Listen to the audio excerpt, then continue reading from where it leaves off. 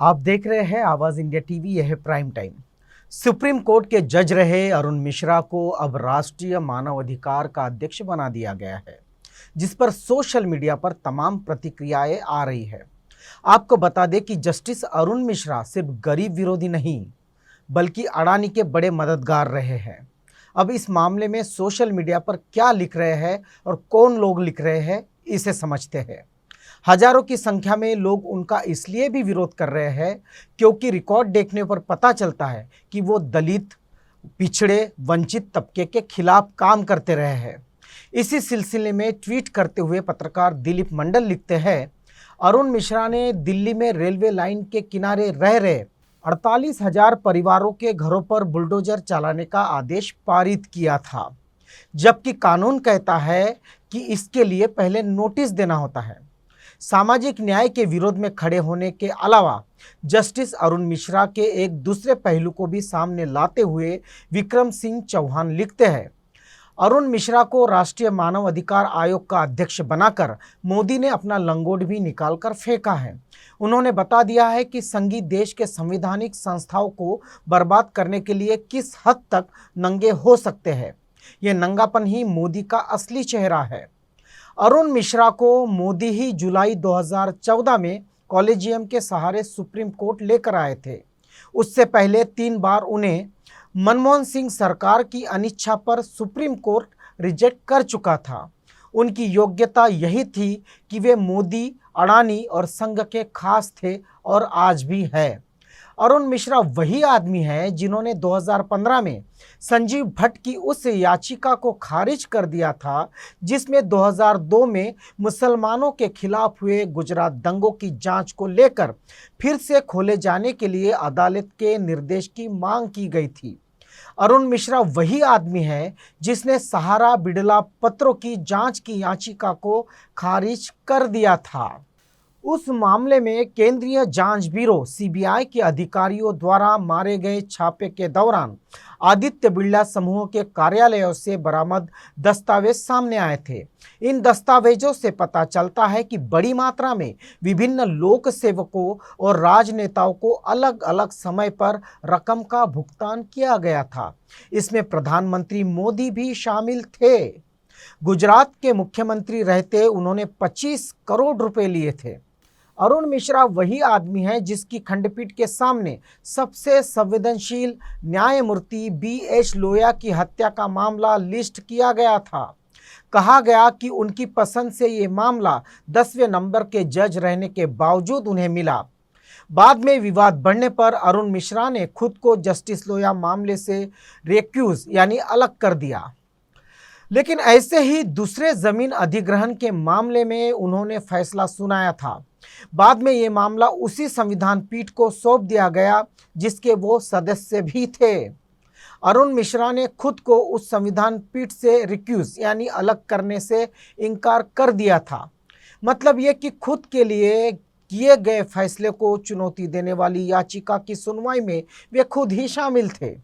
अरुण मिश्रा वही आदमी हैं जिन्होंने अडानी समूह के 7 केस की सुनवाई की और सभी में फैसला अडानी के पक्ष में गया। 8,000 करोड़ का फायदा अडानी को हुआ, जिसका भार राजस्थान के उपभोक्ताओं और बिजली वितरण संस्थाओं को वहन करना पड़ा। अरुण मिश्रा वही आदमी है जिसने कॉलेजियम में रहते हुए अपने भाई विशाल मिश्रा को मध्य प्रदेश हाई कोर्ट में जज बनाया।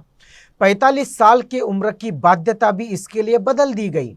जब तक ये आदमी सुप्रीम कोर्ट में रहा, अपने पसंद के राजनीतिक दृष्टि से अति संवेदनशील केस की सुनवाई करता रहा। आरक्षण, SC, ST अधिकारों को कमजोर किया। दीपक मिश्रा के साथ मिलकर मास्टर ऑफ रोस्टर की धज्जियां उड़ाई। उसे मोदी ने मानव अधिकार आयोग का अध्यक्ष बनाकर बता दिया कि भारत में आने वाले दिन मानव अधिकार के लिए कैसे रहेंगे। सुप्रीम कोर्ट की एक खंडपीठ ने जाने माने वकील प्रशांत भूषण को न्यायालय की अवमानना मामले में दोषी ठहराते हुए उन पर ₹1 का जुर्माना लगाया था। इस 3 सदस्यीय खंडपीठ की अध्यक्षता जस्टिस अरुण कुमार मिश्रा कर रहे थे, जबकि इसमें जस्टिस BR गवई और जस्टिस कृष्ण मुरारी भी शामिल थे। मध्य प्रदेश के जबलपुर के रहने वाले जस्टिस अरुण कुमार मिश्रा ने विज्ञान में एमए की डिग्री लेने के बाद कानून की पढ़ाई इसलिए की क्योंकि उनकी स्वाभाविक रुचि इसमें थी। उनके पिता हरगोविंद मिश्रा जबलपुर हाई कोर्ट के जज थे, जबकि उनके परिवार में कई रिश्तेदार नामी वकील हैं। खुद उनकी बेटी भी दिल्ली हाई कोर्ट की वकील है। लगभग 21 सालों तक वकालत करते रहने के बावजूद उन्होंने कानून पढ़ाने का काम भी किया और मध्य प्रदेश के ग्वालियर के जीवाजी विश्वविद्यालय से जुड़े रहे। बहुत सारे विवादों से उनका ताल्लुक रहा है, जिनमें मुख्य है राजनीतिक महत्व या दूसरे महत्वपूर्ण मामले को कनिष्ठ जजों को सौंपा जा रहा है। सुप्रीम कोर्ट के कई जजों के इन आरोपों के बाद जस्टिस अरुण मिश्रा ने अपनी अदालत में मौजूद लोगों को कहा कि वो कनिष्ठ जज है, इसलिए कम ही लोग उनकी अदालत में आए। इसको लेकर भी काफ़ी विवाद हुआ था। यह विवाद तब हुआ था जब वरीयता की सूची में 10वें स्थान पर मौजूद जस्टिस अरुण कुमार मिश्र की खंडपीठ के सामने सबसे संवेदनशील न्यायमूर्ति BH लोया की हत्या का मामला लिस्ट किया गया था। जस्टिस लोया गुजरात के सोहराबुद्दीन इनकाउंटर केस की सुनवाई कर रहे थे। विरोध कर रहे इन चारों वकील जजों का भी यही आरोप था कि संवेदनशील मामलों को वरिष्ठ जजों की खंडपीठ को नहीं देकर चुनिंदा जजों को दिया जाता है। हालांकि बाद में जस्टिस अरुण कुमार मिश्र ने खुद को जस्टिस लोया मामले से अलग कर लिया था। सुप्रीम कोर्ट से जुड़ा और एक मामला काफ़ी सुर्खियों में रहा था और वो था पूर्व मुख्य न्यायाधीश रंजन गोगोई पर सुप्रीम कोर्ट की एक महिला कर्मी की ओर से यौन उत्पीड़न का आरोप। जिस खंडपीठ ने इस मामले की सुनवाई की थी उसमें खुद मुख्य न्यायाधीश तो थे ही, साथ ही 3 सदस्यों वाली इस खंडपीठ में सुप्रीम कोर्ट के 27 जजों में से जस्टिस अरुण कुमार मिश्रा और जस्टिस दीपक कुमार मिश्रा को शामिल किया गया था। वो तब भी विवादों में आए जब जमीन अधिग्रहण के मामले में उन्होंने फैसला सुनाया था। बाद में ये मामला उसी संविधान पीठ को सौंप दिया गया जिसके वो सदस्य भी थे। न्यायमूर्ति अरुण कुमार मिश्र ने खुद को संविधान पीठ के इस मामले से अलग करने से इनकार कर दिया था। मतलब ये कि खुद के लिए किए गए फैसले को चुनौती देने वाली याचिका की सुनवाई में वे खुद शामिल थे। लेकिन सबसे ज़्यादा उनके जिस बयान ने लोगों का ध्यान खींचा वो था साल फरवरी महीने में दिया उनका बयान, जिनमें उन्होंने प्रधानमंत्री नरेंद्र मोदी की सार्वजनिक रूप से प्रशंसा की थी। उन्होंने मोदी को अंतर्राष्ट्रीय स्तर पर स्वीकृत दार्शनिक की संज्ञा देते हुए कहा था कि प्रधानमंत्री मोदी सदाबहार ज्ञानी भी है।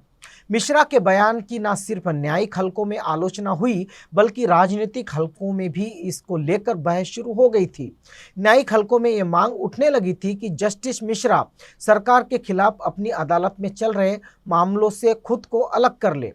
पिछले साल अगस्त महीने में जाने माने वकील दुष्यंत दवे ने सुप्रीम कोर्ट के मुख्य न्यायाधीश को पत्र लिखकर जस्टिस अरुण मिश्रा के खिलाफ एक उद्योग समूह के कई मामलों में अपनी अदालत में सुनने का आरोप लगाया था। उनका आरोप था कि एक विशेष औद्योगिक समूह के मामले में जस्टिस अरुण मिश्रा की खंडपीठ को ही सुपुर्द किए जाते रहे हैं। हालांकि उस उद्योग समूह ने अपना पक्ष रखते हुए कहा था कि सब कुछ तय नियमों के हिसाब से हुआ था।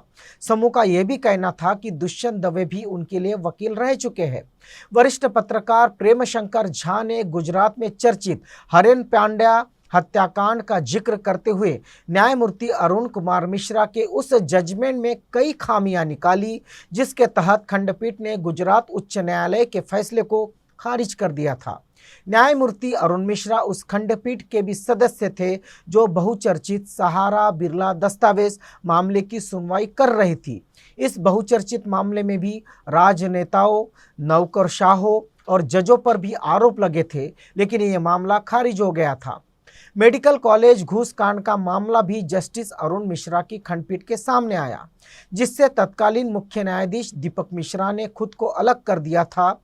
जिस याचिका में पूरे मामले की जांच करने का अनुरोध किया गया था उसे आखिरकार खारिज कर दिया गया था। न्यायिक हलकों में कहा जाता है कि अपने कार्यकाल में न्यायमूर्ति अरुण कुमार मिश्रा ने लगभग 1 लाख मामले का निपटारा भी किया है। सुप्रीम कोर्ट के रिटायर्ड जज अरुण कुमार मिश्रा ने 2 जून से राष्ट्रीय मानवाधिकार आयोग NHRC का अध्यक्ष पर संभाल लिया है। जस्टिस मिश्रा को पीएम मोदी की अध्यक्षता वाली 5 सदस्यीय कमेटी ने इस पद के लिए चुना है। कमेटी में मौजूद विपक्ष के एकमात्र सदस्य ने खुद को चयन प्रक्रिया से अलग कर लिया है। अब इस नियुक्ति को लेकर बवाल हो रहा है। आरोप लग रहे हैं कि जस्टिस मिश्रा को यह अहम पद इसलिए दिया गया क्योंकि उन्होंने पीएम मोदी की तारीफ की थी। जस्टिस अरुण मिश्रा ने 1978 में एक वकील के तौर पर अपना करियर शुरू किया। वह 98-99 में सबसे कम उम्र में बार काउंसिल ऑफ इंडिया के चेयरमैन चुने गए। अक्टूबर 1999 में वह मध्य प्रदेश हाई कोर्ट के जज बने। उसके बाद राजस्थान और कलकत्ता हाई कोर्ट के चीफ जस्टिस रहे। 7 जुलाई 1914 में प्रमोट कर सुप्रीम कोर्ट में उनको जज बनाया गया। पद से वो 20 सितंबर 2020 को रिटायर हुए। अब 31 मई 2021 को उन्हें नेशनल ह्यूमन राइट कमीशन का चेयरमैन चुना गया। राष्ट्रपति की मंजूरी के बाद उन्होंने 2 जून को पदभार संभाल लिया। जस्टिस मिश्रा को एनएचआरसी चीफ पद के लिए जिस कमेटी ने चुना उसके अध्यक्ष खुद प्रधानमंत्री नरेंद्र मोदी थे। कमेटी के बाकी सदस्य थे गृह मंत्री अमित शाह, राज्यसभा के उपसभापति हरिवंश, लोकसभा स्पीकर ओम बिरला और राज्यसभा के विपक्ष के नेता मल्लिकार्जुन खड़गे।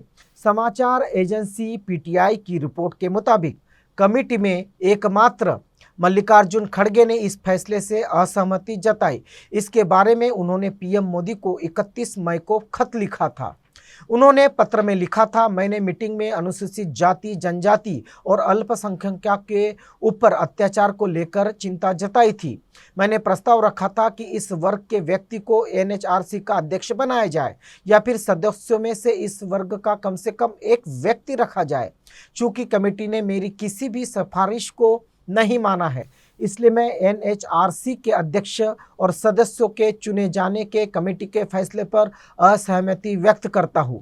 अरुण मिश्रा जब सुप्रीम कोर्ट में जज थे तब उस समय विवादों में आए जब उन्होंने पीएम मोदी की तारीफ की थी। यह घटना फरवरी 2020 की है।